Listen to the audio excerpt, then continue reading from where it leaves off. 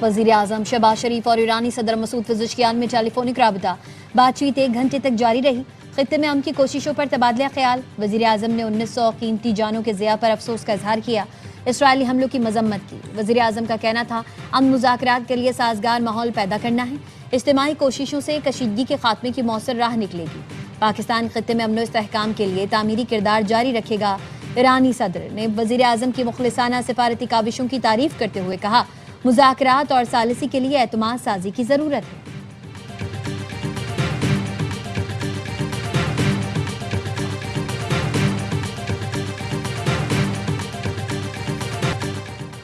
बुनियादी ढांचे इक़्तिसादी मराकज़ को निशाना बनाया गया तो सख्त जवाबी कार्रवाई करेंगे। ईरानी सदर मसूद पेज़ेश्कियान का एक्स पर पैगाम।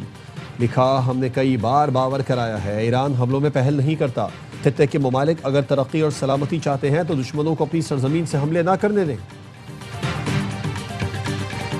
सऊदी अरब, तुर्की और मिस्र के वज़राए ख़ारजा इतवार को पीर को इस्लामाबाद का दौरा करेंगे। तर्जुमान दफ्तर ख़ारजा का कहना है वज़राए ख़ारजा को दौरे की दावत नायब वज़ीर आज़म इसाक़दार की जानिब से दी गई है। शहजादा फैसल बिन फरहान, हाकान फिदान और बदर अब्दुल आती इलाकाई कशीदगी में कमी और अमन के फ़रोग़ पर तफसीली बातचीत करेंगे। मौज़ज़ मेहमान वज़ीर आज़म से भी मुलाकात करेंगे। इसाक़दार की चीनी वज़ीर ख़ारजा से टेलीफोनिक गुफ्तगू। कहा, ईरान अमरीका मुज़ाकरात की सहूलतकारी पाकिस्तान के उसूली मौक़िफ़ की अक्कास है। चीन का ईरान अमरीका मुज़ाकरात के आगाज़ का खैर मकदम। पाकिस्तान के सिफारती काविशों की मुकम्मल हिमायत का ऐलान।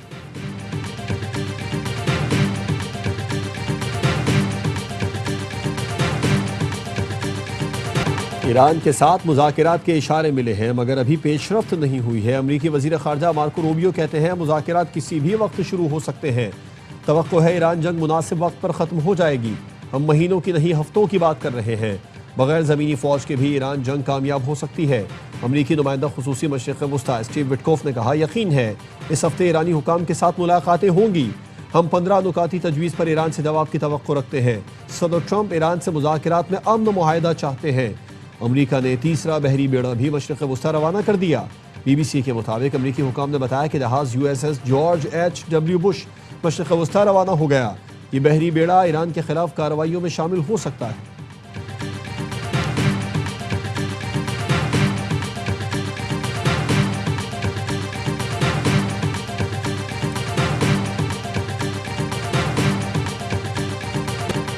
ईरान ने इसराइल पर क्लस्टर बम बरसा दिए। तल अबीब में सायरन बज उठे। तुर्क मीडिया से वाबस्ता सहाफ़ी ने क्लस्टर बम गिरने की वीडियो बना ली। इसराइली हुकाम का कहना है ईरानी हमले में 1 इसराइली हलाक और 2 जख्मी हो गए। इमारतों और दुकानों को नुकसान पहुंचा। ईरानी हमलों में अब तक 5000 से ज्यादा इसराइली जख्मी हो चुके। हौसियों ने यमन से इसराइल पर मिसाइल दाग दिए। हौसी तर्जुमान ने कहा, मकबूजा मगरबी किनारे के जुनूब में इसराइली फौजी मकामात को बैलिस्टिक मिसाइलों से निशाना बनाया।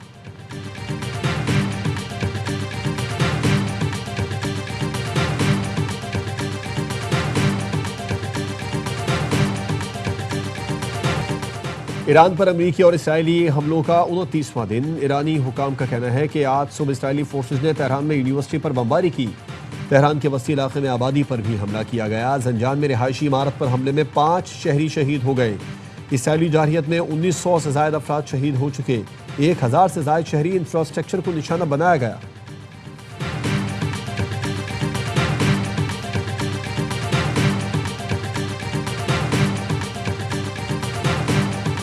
ईरान का सऊदी अरब में अमरीकी अड्डों पर फिर हमला। प्रिंस सुल्तान एयरबेस को मिसाइल से निशाना बनाया। पासदारान इनकलाब ने मिसाइल दागने की वीडियो जारी कर दी। अमरीकी मीडिया के मुताबिक हमले में 15 अमरीकी फौजी जख्मी हुए।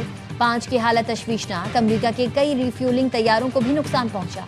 सऊदी वजारत दिफा का कहना है रियाद के मशरक इलाके पर फायर किए गए बैलिस्टिक मिसाइल को तबाह कर दिया। अबूधाबी में बैलिस्टिक मिसाइल का मलबा गिरने से 2 मकामात पर आग भड़क उठी। 5 भारतीय जख्मी हुए। पासदारान इनकलाब का ओमान के साहिल के करीब अमरीकी जहाज को निशाना बनाने का दावा।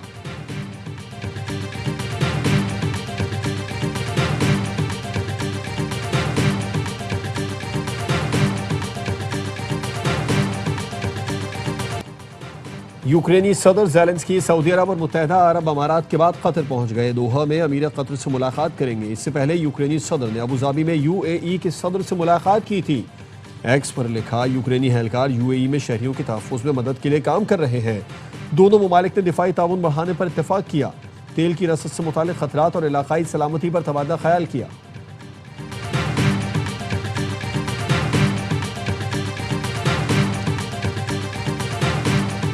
इसराइल का जनूबी लबनान में देहात पर हमला, 5 पैरामेडिक्स शहीद। हुकाम के मुताबिक पैरामेडिक्स फराइज की अंजामदही के दौरान शहीद हुए। इसराइली फोर्सेज ने जनूबी लबनान के साथ देहात खाली करने का अल्टीमेटम दे दिया।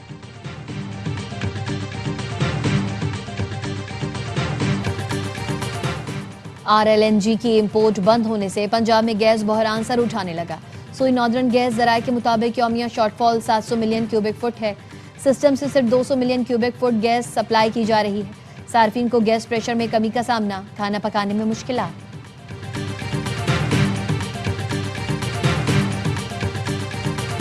हुकूमत की पेट्रोलियम मसनूआत पर 300 अरब रुपए सब्सिडी देने की तैयारी। हतमी फैसले के लिए सदर, वजीर आजम और वज़राए आला का अहम इजलास आइंदा हफ्ते तक मुतवक्के। वजारत खजाना ज़राए का कहना है टारगेटेड सब्सिडी के लिए विफाक ने सूबों से मालियाती ताउन की दरख्वास्त कर दी। विफाक ने कहा बढ़ती कीमतों के तनाजुर में सूबे सब्सिडी स्कीम के लिए 154 अरब रुपए की रकम मुख्तस करें। हुकूमत का 2 और 3 पहिया गाड़ियों के लिए सस्ता ईंधन फराहम करने के लिए टारगेटेड सब्सिडी का इरादा है।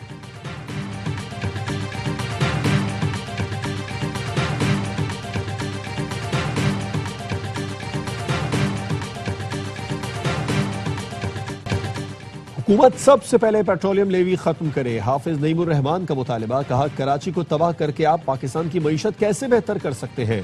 सिंध में जारी लूटमार का मुनज़्ज़म धंधा बंद कराया जाए। तर्जुमान सिंध हुकूमत सादिया जावेद का रद्द-ए-अमल, कहा हाफिज नईम की सियासत में मुनाफिकत और बुग़्ज़ आया है। उन्हें शाहराह भुट्टो नजर आएगी, ना ही हब के नाल। कराची का दर्द है तो अपने टाउन चेयरमैन की करप्शन का हिसाब लें।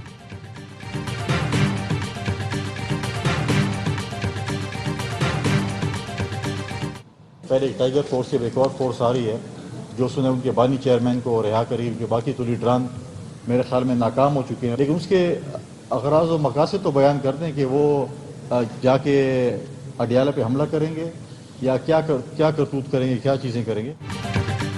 पहले टाइगर फोर्स थी, अब एक और आ रही है। सुना है वो बानी PTI को रिहा करवाएगी। गवर्नर खैबर पख्तूनख्वा फैसल करीम कुंडी कहते हैं क्या ये फोर्स अडियाला पर हमला करेगी? वो बातें खत्म हो चुकी हैं, ये सिर्फ सवारी क्रॉस करके दिखा दें। गवर्नर KP ने कहा कि बानी के बेटे ने जनेवा में जो गुल खिलाए उन्होंने साबित कर दिया कि वो उन्हीं के बेटे हैं। कासिम खान की तकरीर सोशल मीडिया पे आपको मिल जाएगी। वाज़े अल्फाज में ये कहा कि हम GSP+ के साथ खड़े हैं। पाकिस्तान को GSP+ की जरूरत है। PTI के लिए पाकिस्तान की मईशत से बढ़कर कोई चीज अहम नहीं। कासिम खान की तकरीर सोशल मीडिया पर मौजूद है जिसमें वाज़े तौर पर कहा है कि हम GSP+ के साथ खड़े हैं क्योंकि मईशत चलेगी तो पाकिस्तान मजबूत होगा। PTI रहनुमा सलमान अकरमदादा कहते हैं सारा बोझ तनख्वाहदार और गरीब पर डाला जा रहा है।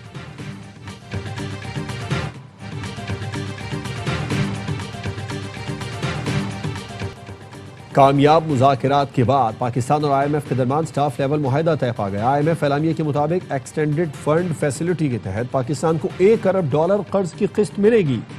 RSF प्रोग्राम के तहत $21 करोड़ मिलेंगे।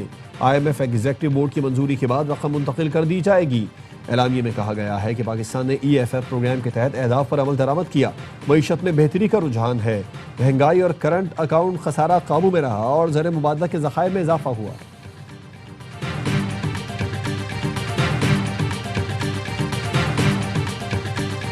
सोने की कीमत में इजाफा। पाकिस्तान में फी तोला सोना 4,800 रुपए महंगा होकर 4,72,062 रुपए का हो गया। आलमी मार्केट में फी ऑन सोना $48 इजाफे से $4,493 का हो गया। फी तोला चांदी की कीमत 7,454 रुपए पर मुस्तहकम रही।